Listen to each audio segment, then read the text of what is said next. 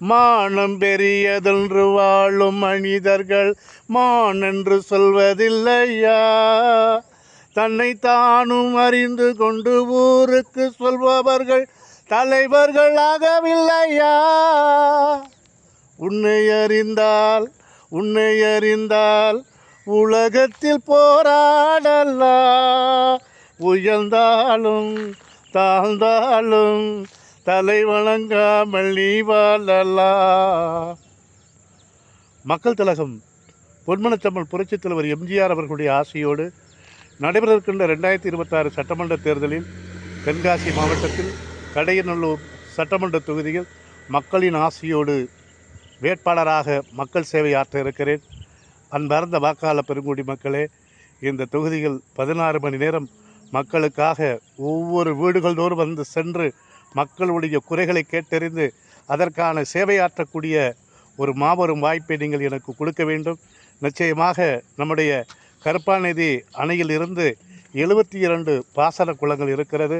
ஆக இந்த 72 பாசன குளங்களும் கிட்டத்தட்ட 1940 இன்று வரைக்கும் ஒவ்வொரு குளங்களிலே உள்ளே இருக்கக்கூடிய பகுதிகளை தூர்வாறு செய்யாமல் மழைக்காலங்களில் வரக்கூடிய நீர்களெல்லாம் தங்கி அது மழைநீரை சேகரிக்க முடியாமல் அது நேராக கடலுக்கு செல்கிறது.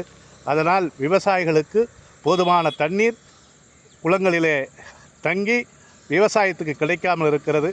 ஆகவே என்னை நீங்கள் தேர்ந்தெடுத்து சட்டமன்றத்துக்கு அனுப்பினால் நிச்சயமாக கடையநல்லூர் சட்டமன்ற தொகுதியில் 72 பாசன குளங்களையும் அனைத்து விவசாயிகளையும் பொதுமக்களையும் திரட்டி ஒவ்வொரு கண்மாயின் உள்பகுதியில் இருக்கக்கூடிய அனைத்தையும் தூர்வாறு செய்து எதிர்காலங்களிலே வடகிழக்கு தென்மேற்கு பருவமழையுடைய நீராதாரங்களை சேகரித்து இந்த பகுதியில் விவசாயத்தை மிகப்பெரிய அளவில் எடுத்து செல்வேன் நிச்சயமாக.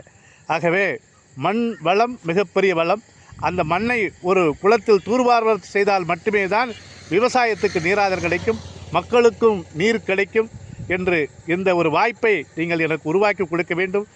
அன்பார்ந்த மக்களே, நீங்கள் என்னை சட்டமன்றத்துக்கு நீங்கள் அனுப்பி நான் நிச்சயமாக மாண்புமிகு பொதுப்பணித்துறை இலாகாவினுடைய மானிய கோரிக்கையில் 110 விதியங்கில இதற்கான நிதியை பெற்று